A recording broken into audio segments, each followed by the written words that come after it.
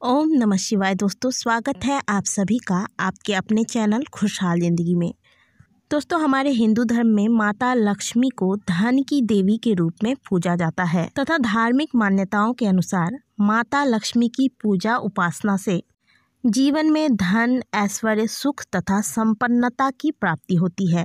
और हमारे शास्त्रों में माता लक्ष्मी को प्रसन्न करके उनकी कृपा प्राप्त करने के लिए ऐसे कई उपाय बताए गए हैं तथा कुछ ऐसी पूजा विधियां भी बताई गई है जिससे माता लक्ष्मी की कृपा सहज में ही व्यक्ति को प्राप्त हो जाता है। लेकिन आज की वीडियो में हम जानेंगे कि माता लक्ष्मी हमारे घरों में किन स्थितियों में वास करती हैं।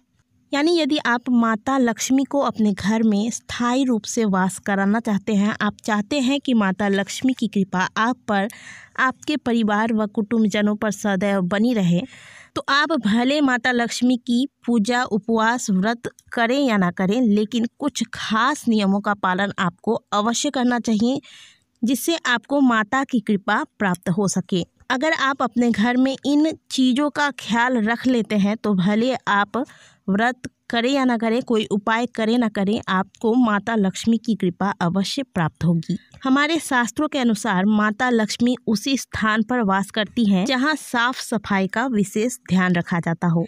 जिन घरों में गृहिणियां घर की साफ सफाई पर विशेष ध्यान रखती है, उस घर में माता लक्ष्मी की कृपा सदैव बनी रहती है। वहीं जिन घरों में साफ सफाई का ख्याल नहीं रखा जाता, घर के मुख्य दरवाजे के पास कूड़ा करकट जमा करके रखते हैं, चप्पल जूतों की भीड़ लगी रहती है, ऐसे घरों में माता लक्ष्मी कभी निवास नहीं करती, फिर चाहे आप कितना भी पूजा पाठ या कोई उपाय कर ले। ऐसे घरों में देखते ही देखते दरिद्रता का वास होने लगता है। और दरिद्रता का मतलब क्या होता है? आपके घर में पैसे आकर भी आप उसका सदुपयोग नहीं कर पाते हैं।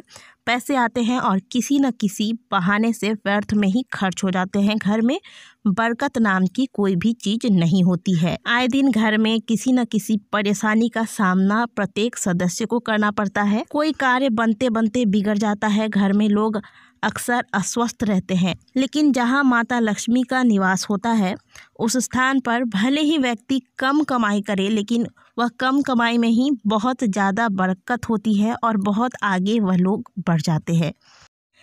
इसीलिए भले आप व्रत करें ना करें, माता की पूजा बहुत ज़्यादा नहीं कर सकते, आप बस थोड़ा सा जल फूल ही चढ़ा दें, लेकिन घर में साफ सफाई की व्यवस्था अवश्य रखें जिससे माता लक्ष्मी आपके घर में वास करे। अब दूसरी बात, माता लक्ष्मी तथा धन के देवता कुबेर, इन दोनों का ही संबंध उत्तर दिशा से होता है। इसलिए घर के इस दिशा को, यानी कि उत्तर दिशा को विशेष रूप से साफ सुथरा रखना चाहिए। साथ ही हमेशा इस बात का ध्यान रखें कि आप घर के उत्तर दिशा में कभी भी कोई टूटी फूटी बेकार की चीज़ें या फिर कोई बहुत भारी वजनदार चीज़ जमा करके ना रखें। जहां माता लक्ष्मी की बात होती है, वहां पर झाड़ू के विषय में बात करना बहुत ही आवश्यक हो जाता है, क्योंकि माता लक्ष्मी झाड़ू में निवास करती है। झाड़ू को माता लक्ष्मी का ही एक स्वरूप माना जाता है। झाड़ू को हमेशा घर के ऐसे स्थान पर रखना चाहिए जिससे कि इस पर आसानी से किसी की भी नजर ना पड़े। साथ ही हमेशा इस बात का ध्यान रखें कि गलती से भी झाड़ू में पैर नहीं लगना चाहिए। झाड़ू में पैर लगने का मतलब है लक्ष्मी का अपमान होना।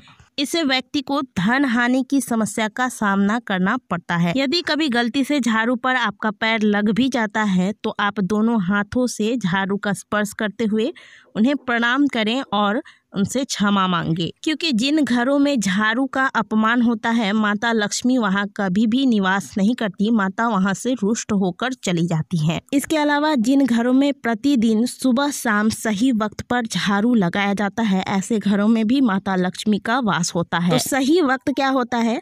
घर में झाड़ू लगाने का सही वक्त होता है सुबह सूर्योदय से पहले और शाम को सूर्यास्त से पहले घर में झाड़ू लगा लेना चाहिए। यही झाड़ू लगाने का सही वक्त होता है। शाम को सूर्यास्त के समय या फिर सूर्यास्त के बाद घर में झाड़ू बिल्कुल भी गलती से भी न लगाएं। ऐसा करने से माता लक्ष्मी रुष्ट हो जाती हैं और घर में दारिद्रता का वास हो जाता है। अगली बात, घर में जूठे बर्तन का पड़े रहना। जिस स्त्री के घर में जूठे बर्तन रात भर पड़े रहते हैं, दिन भर पड़े रहते हैं, जब उनका मन होता है तब धो के रखती हैं, अन्यथा नहीं रखती हैं। ऐसे घरों में माता लक्ष्मी कभी भी निवास नहीं करती, चाहे आप कितना भी पूजा पाठ कर ले।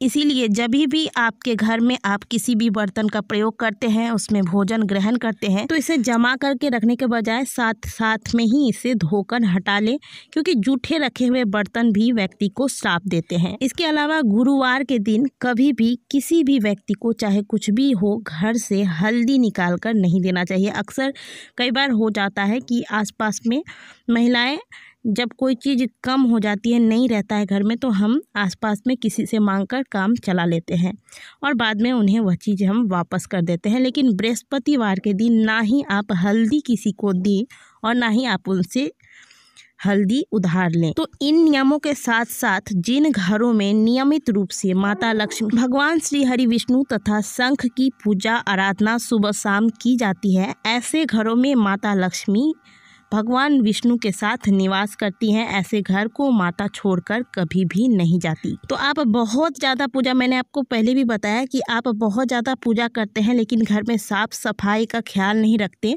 और भी जो नियम आपको हमने बताए हैं, यह सारे नियमों को आप फॉलो नहीं करते, तो आपको माता लक्ष्मी की कृपा प्राप्त नहीं हो पाती। लेकिन आप घर में साफ सफाई की व्यवस्था रखते हैं, जो चीज़ें माता को आकर्षित करती हैं वह सारे कार्य करते हैं, घर में जूठे बर्तन जमा करके नहीं रखते, झाड़ू से जुड़े हुए बहुत सारे नियम हमने आपको पहले भी बहुत सारे वीडियोस में बताए हैं, उन नियमों को आप मानते हैं। इसके बाद यदि आप माता लक्ष्मी की पूजा आराधना भगवान विष्णु तथा शंख के साथ करते हैं, तो माता लक्ष्मी और भगवान विष्णु की कृपा आप पर स्वतः बनी रहती है। तो कहने का मतलब ये है कि आप बहुत अधिक पूजा पाठ ना करें तो भी आपको माता लक्ष्मी की कृपा प्राप्त हो सकती है, यदि आप इन नियमों का पालन अपने घर में करती हैं। तो आशा करते हैं कि आज की दी गई जानकारी आपको अच्छी लगी होगी। वीडियो अच्छी लगी है तो वीडियो को लाइक करें, कमेंट बॉक्स में हर हर महादेव अवश्य लिखें। मिलते हैं आपसे अगले वीडियो में, तब तक के लिए ओम नमः शिवाय, हर हर महादेव।